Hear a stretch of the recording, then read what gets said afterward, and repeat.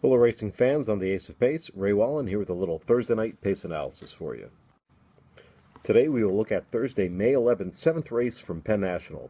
It is a $10,000 claiming race for non-winners of 3 races lifetime at 6 furlongs over the main track for 3-year-olds and upwards.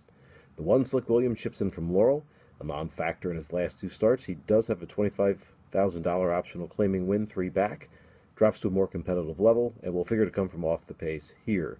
The 2, Clear Status, steps up after showing some life last out after 2 excusable starts. The pace looks to be a little faster here than he likes. The 3, Piece of Green RVF, comes back off the 78-day layoff where he last won a 10K claimer at 4.5 furlongs at Charlestown. He's one of 2 Bruce Kravitz-trained entries in this race. The 4, Bobcat, is a one-dimensional front-runner. He drops to the lowest price of his career in this spot here. While he has a number of excusable starts, he hasn't shown much in the rest of his starts since last April. The number 5, Jump Shot Johnny, is fresh off a 15K non-winners of 2 lifetime effort back in March. Timothy Kreiser knows how to bring him back fresh first off the layoff. The 6, Legal Punch, drops back down to a comfortable level here after a wide effort at Laurel last out. He was forwardly placed as a 4-year-old and does have some back class.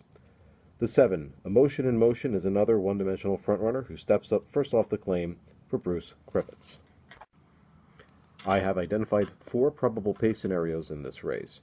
The first scenario, a strong early presser horse will either duel or sit right off the lead, pressing the front runners to take this field.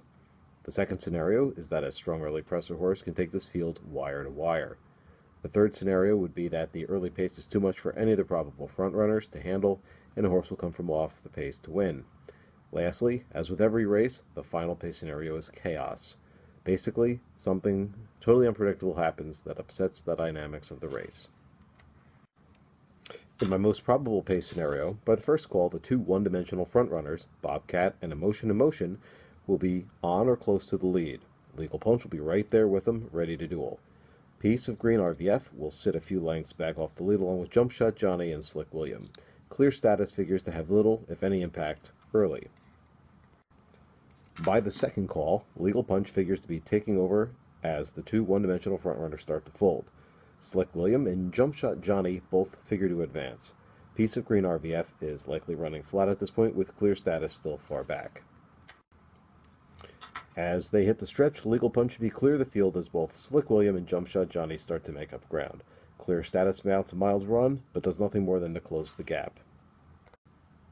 As they hit the wire, I expect Legal Punch to be on the lead and holding off the late charges by Slick William and Jump Shot Johnny. Piece of Green RVF could find his way into your exotic wagers by virtue of running flat the entire way. In pace scenario number 2, the underneath should figure pretty closely to the first scenario, with the difference here being that Legal Punch gets loose early and sets a comfortable pace going wire to wire. In pace scenario number 3, Legal Punch folds in the duel with both Bobcat and Emotion in Motion. Slick William and Jump Shot Johnny take advantage of this and make a big late run, with Piece of Green RVF also benefiting from the early speed horses folding. Those are my thoughts on how this race sets up. Thanks for taking the time to watch and listen.